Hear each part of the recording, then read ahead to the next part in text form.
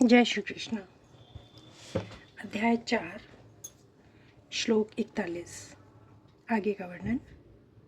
अनुवाद।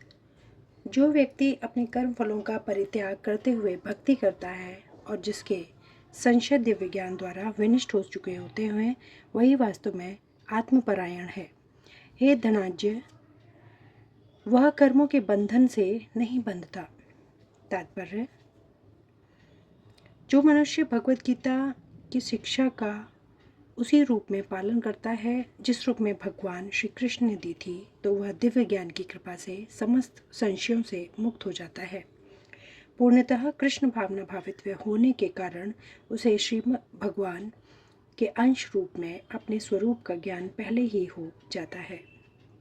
अतएव निसंदेह वह कर्म बंधन से मुक्त है। श्लोक 42। अनुवाद।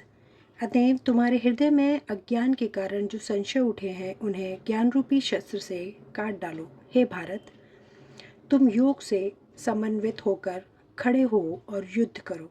तात्पर्य: इस अध्याय में जिस योग पद्धति का उपदेश हुआ है वह सनातन योग कहलाती है।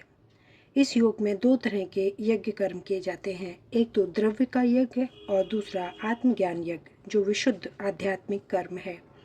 यदि आत्म साक्षात्कार के लिए द्रव्य यज्ञ नहीं किया जाता तो ऐसा यज्ञ भौतिक बन जाता है, किंतु जब कोई आध्यात्मिक उद्देश्य या भक्ति से ऐसा यज्ञ करता है तो वह पूर्ण यज्ञ होता है।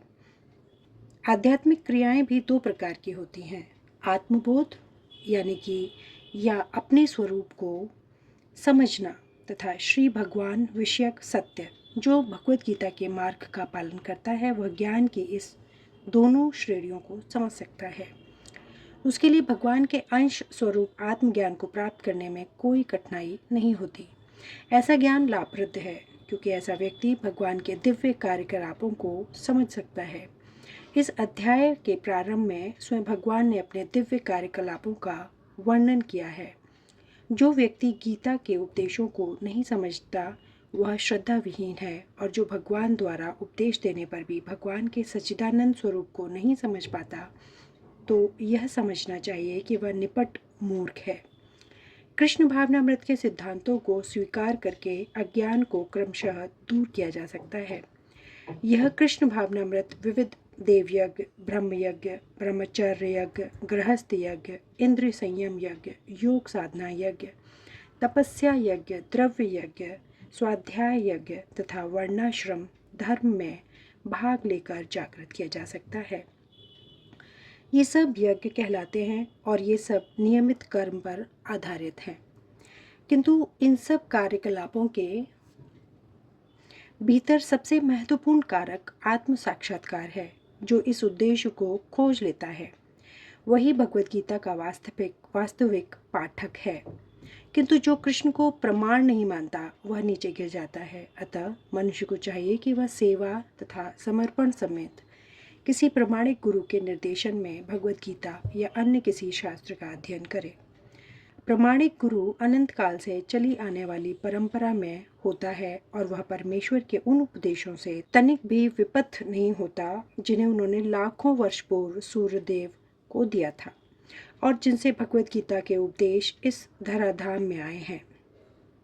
अतः गीता में ही व्यक्त भगवत गीता के पथ का अनुसरण करना चाहिए और उन लोगों से सावधान रहना चाहिए जो आत्म श्लाघा वश अन्यों को वास्तविक पथ से विपथ करते रहते हैं।